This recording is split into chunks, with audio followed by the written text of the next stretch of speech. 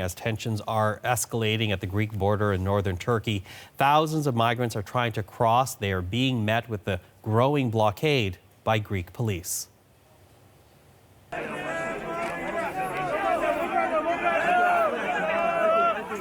Now, this is video from a confrontation this morning. Greek officials have been reinforcing the crossing since Turkey said last week that migrants were free to leave for Europe.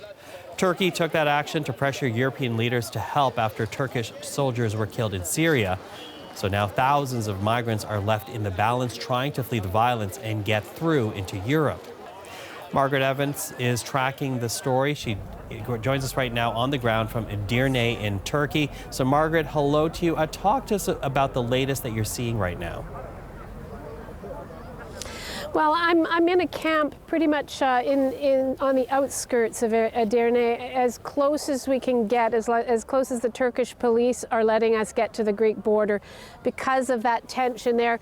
If you look behind me, you'll see all sorts of people, a lot of men behind me, but you can also pick out children in the crowds. Circumstances here are really pretty dire. The weather is terrible. It's cold. It rained last night. A lot of people here will have spent the night outdoors. There are very few signs of aid or assistance for these people.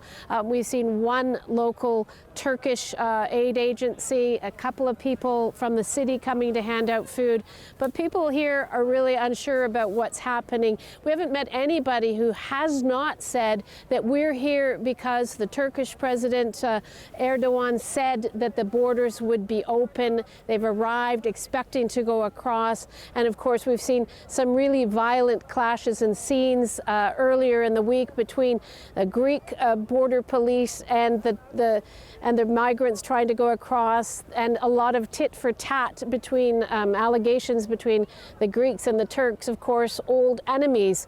We did speak this morning with the Turkish Interior Minister, who has said that they're going to be reinforcing the Turkish military presence up here along this border.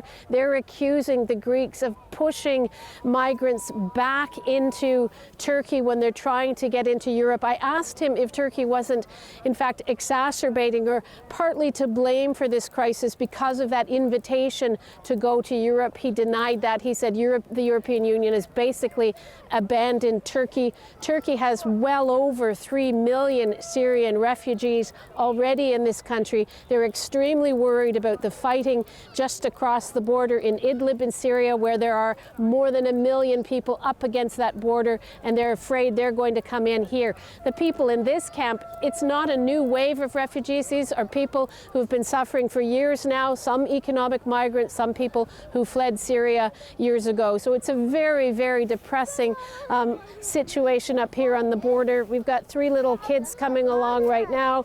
You know, they need help, and they're really trapped between the belligerents in the regional conflicts and, you know, frankly, an indifferent international community. Yeah, trapped between all that, as you say, and already fleeing a horrific situation in Syria, and add to this their hardship. Now, you mentioned the Turkish president. We know that he's meeting this morning with the Russian president. How might that affect the situation that we're seeing right now?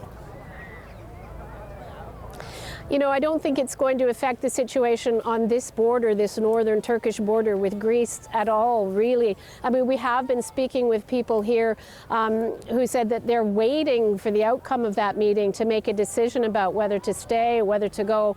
But, you know, that meeting is really about a ceasefire in Idlib that Turkey is desperate to have because of the fears, as I was mentioning, that that offensive, which is very brutal, it is backed up by Russia, airstrikes, sending a new wave of refugees towards the Turkish border, the biggest wave of refugees in the entire decade-long Syrian conflict. And that's what Turkey is really worried about. They want that conflict to end. They've lost a number of Turkish soldiers. They're in a tight spot. But for the people here, it's unlikely it's going to make a difference. They're still going to be wanting to try to get across the border, and it's quite obvious that the Greek police on the other side are really determined not to let that happen. We met some people a bit closer to the border and further down the river where a lot of people are trying to cross. We met some people who said they tried to cross last night. They had some brutal tales to tell. They said that they were basically apprehended by the Greek border police, and when they told them where they were from, they were basically had their coats taken, their shoes, their passports, their money, and they were sent back over across the river again where this one Turkish aid agency was, and was giving them new shoes and handing out some soup and some bread and some blankets. So I don't think it's what is happening in Moscow is going to have an impact here, certainly not immediately. Okay, Margaret, thank you. Thank you for the update. Margaret Evans in Edirne in northern Turkey.